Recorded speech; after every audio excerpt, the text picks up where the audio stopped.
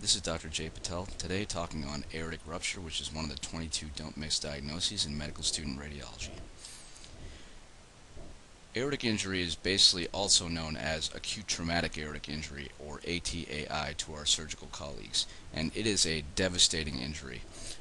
Typically there are about 8,000 cases in the USA per year, so it's not that common, but when you do see it, you need to quickly manage and figure out what's going on. They typically occur from severe deceleration injuries, such as those in a motor vehicle collision or a fall from a large height. Typically, we see that at Grady in some construction workers. 15 to 20% of the fatalities are due to car accidents, and 90% of these patients will die before reaching the hospital. So we need to immediately diagnose what's going on and treat them accordingly. We can save 60 to 70% of these if we can intervene on them early with interventional radiology, and I'll go over the kinds of things that we do in interventional radiology to help these patients. If the patients are not treated and they do live, they can develop something called a chronic pseudoaneurysm.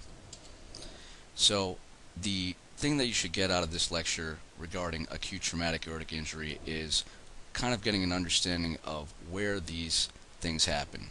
So the number one spot for an acute traumatic aortic injury is at the ligamentum arteriosum level, or aortic isthmus. 88% of aortic injuries will happen in this region in a car accident or fall from a great height or severe deceleration injury. The ascending aortic root, about 5 to 10% of the patients will have injuries in this region, and the descending thoracic aorta or diaphragmatic hiatus is where 1 to 3% of the injuries occur. So let's take a look at a coronal and sagittal gross specimen to kind of go over where these injuries would occur and a potential reason as to why. So 88% of the injuries are going to occur in this region, kind of where the left subclavian artery is and where there's the ligamentum arteriosum attachment to the pulmonary artery. And that occurs because the aorta is fixed in this region. The ligamentum arteriosum actually fixes the aorta to the pulmonary artery there. So you can imagine in a patient who had a severe deceleration injury, the car would stop, but the aorta wants to keep moving forward. It keeps wanting to go this way, so it's going to rip right at the side of its attachment. The other place that it could happen is at the aortic root.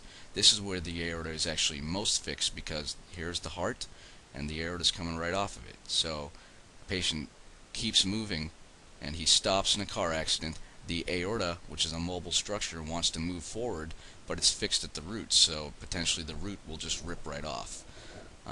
And the other region where the aorta is fixed is down here at the level of the diaphragm, and there's another reason where the aorta wants to move when the car stops, but it's fixed at the diaphragm, so it'll also tear there. Now, the actual most common spot from aortic rupture is the aortic root, but we typically don't see these in radiology or in surgery because these patients will die in the field. If your aorta rips off the base of the heart, then you're going to die because you're going to exsanguinate. So traditional concepts in aortic injury, essentially all aortic injuries are accompanied by some amount of mediastinal hematoma, and most of the injuries, like I said, occur at the proximal descending aorta at the level of the left mainstem bronchus or left pulmonary artery, which is where the ligamentum arteriosum is. So, and those are the ones that we actually see because they're stable enough to potentially get treatment quickly. And most of these injuries do require treatment if we see them. So here is a frontal chest radiograph of a patient who was involved in a high-speed motor vehicle collision. And here we have the endotracheal tube.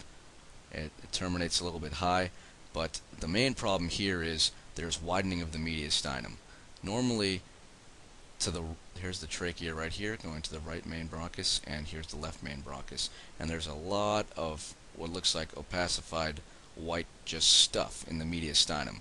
And in the setting of trauma, you got to be really worried about an hemorrhage in this region, an injury to the aorta.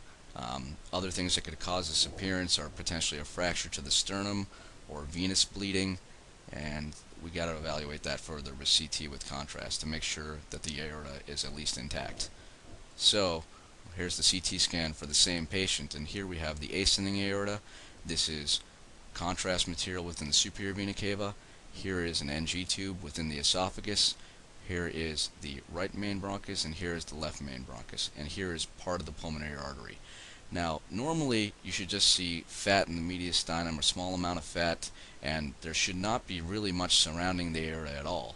And in this case, here's the ascending and here's the descending aorta. In this case, we have some blood or some dense material surrounding the aorta, and even in the mediastinum, and also here.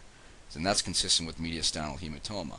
And here in the aorta, we have injuries to the aortic wall, here and here, and they look kind of jagged. The contour is not smooth. It doesn't look like a nice round circle like this ascending aorta does.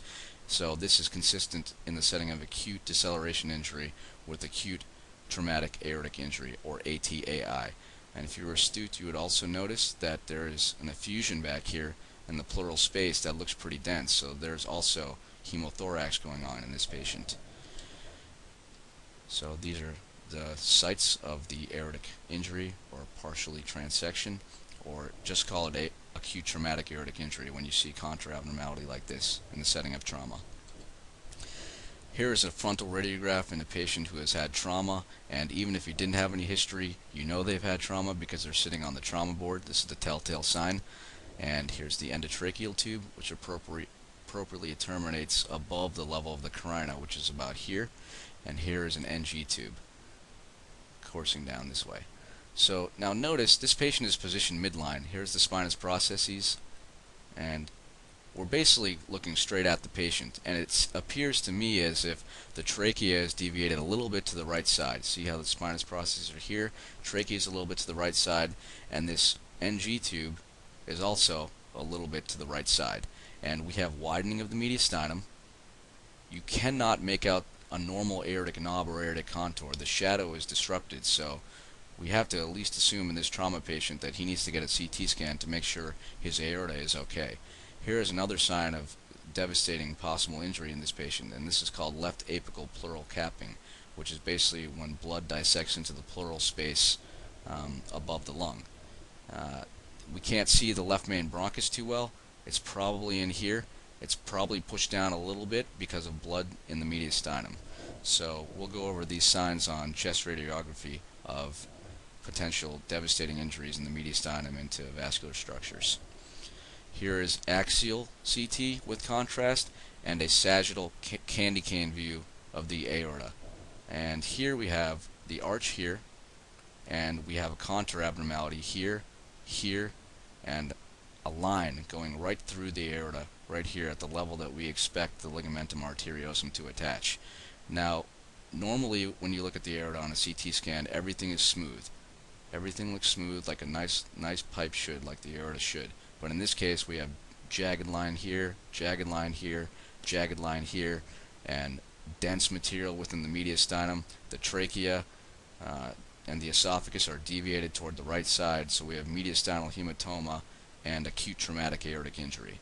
Here is a sagittal projection of a patient with acute traumatic injury, and we have kind of a ballooned out outpouching here and a jagged line through the aorta at this level. And this is distal to the left subclavian artery, which is right here. This is the innominate, this is the left common carotid, this is the left subclavian.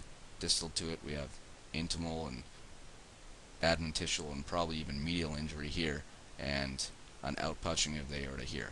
Basically, the contour is not normal. In the setting of acute trauma, this is consistent with acute traumatic aortic injury, a devastating injury. Another axial CT with contrast.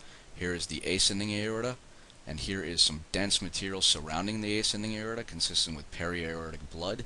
Here is some more blood in the mediastinum.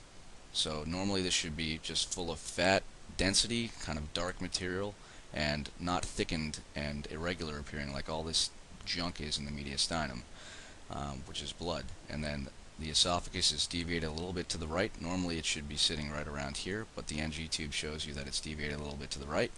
And here is the descending thoracic aorta, and we have a line right through this aorta. So this aorta is likely transected in this region. This would be consistent also with acute traumatic aortic injury. And so we have all the telltale signs: periaortic blood, mediastinal blood, esophagus is deviated to the right, and we have a line or a contour abnormality through the aorta. Notice this is a little bit different than we saw in the case of dissection in the dissection podcast, where the intimal flap goes kind of this way. goes through this direction, whereas the aortic tears and injuries and abnormalities in the acute setting of a trauma or a fall from a height or a deceleration injury, the line kind of goes in this direction. So this is pointing out exactly where that injury occurred. Here is another axial CT with contrast demonstrating a jagged line at the level of the thoracic aorta just distal to the left subclavian artery, probably where the ligamentum arteriosum attaches, and here is another jagged line right here, and this is some blood in the mediastinum, this dense material, and a minor amount of blood in the anterior mediastinum, and also a dense appearing effusion, possibly hemothorax. This is all consistent with an acute traumatic aortic injury. Here's a cut a little bit lower down in the axial plane on a CT scan with contrast, demonstrating a normal appearing ascending aorta. This mediastinum here is actually more normal appearing. See this darkness here? That's consistent with fat. But down here in the descending thoracic aorta, we have a line here and a line here at the lateral edges of the aorta, and that's consistent with an acute traumatic aortic injury. We have contour abnormality. We don't have a nice round pipe like it normally should be, and we have dense looking collection here in the left pleural space consistent with hemothorax. All signs of an acute traumatic aortic injury. Here is the candy cane view of the aorta, demonstrating a jagged defect here and a jagged defect here and a jagged defect here.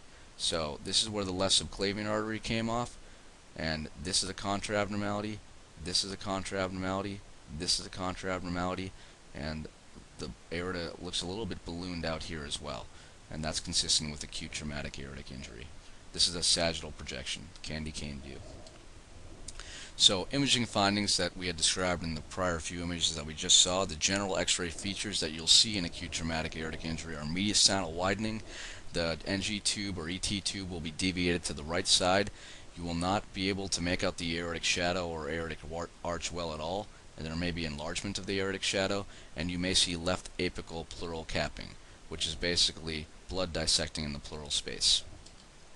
Some general features that you'll see on CT, some of the indirect signs include mediastinal hemorrhage or basically just blood surrounding the aorta, but typically an isolated anterior mediastinal hematoma is not caused by aortic injury. So if you just see blood anteriorly in the mediastinum, you just got to make sure you really look at the aorta and make sure there's no contour abnormality or blood surrounding the actual aorta or dense material surrounding the aorta. Some direct signs on CT of acute traumatic aortic injury include a contour abnormality, as we had seen, intimal flaps or disruptions, pseudoaneurysms, which are basically outpouchings or bulbous looking outpouchings of the aorta. You could have abrupt tapering of the aorta. You could have thrombus or debris in the aortic lumen, which I hadn't shown you, but they'd look like just filling defects inside of the aorta, much like pulmonary emboli look in the pulmonary arterial tree. Or you could even see extravasation of the IV contrast material. Basically, blood is spilling out and you're seeing it actively because the white contrast material is going out of the normal tube. So treatment regimens for acute traumatic aortic injury, typically these patients, if they live, will go to interventional radiology and get a thoracic aortic stent graft if their anatomy is correct for that. So that if they have a favorable anatomy and they're not a good operative risk, they'll get an aortic stent, and that will be through the femoral artery approach. If they are non-operative management, it's going to be just blood pressure control, mainly because these patients may be a poor operative risk, they may have a small amount of injury, there may be something unclear going on. Surgical repairs are those who can actually undergo a surgery that have favorable anatomy or have poor anatomy for endovascular stenting. And anticoagulation and platelet treatment is for minor aortic injuries, which we will not discuss in this lecture. So some of the important points in aortic injury, CTA or CT with contrast is very accurate and it's the mainstay of investigation. You could also do angiography, so typically if a patient comes in with high-speed trauma and it's known to have an aortic dissection or injury or traumatic injury for whatever reason, they may go straight to angiography at Grady to treat it and put the stent in place and do everything all at the same time basically. Aortic injury is very rare in children, and endovascular repair with stent graft is an effective treatment for aortic injury. Here is a picture of a stent graft. As you notice here, there's some dense metallic appearing material in the descending thoracic aorta at the level of where the ligamentum arteriosum attaches, and this is a post-treatment scan. This concludes the lecture on aortic rupture for medical student radiology. Thank you, and I hope you enjoyed.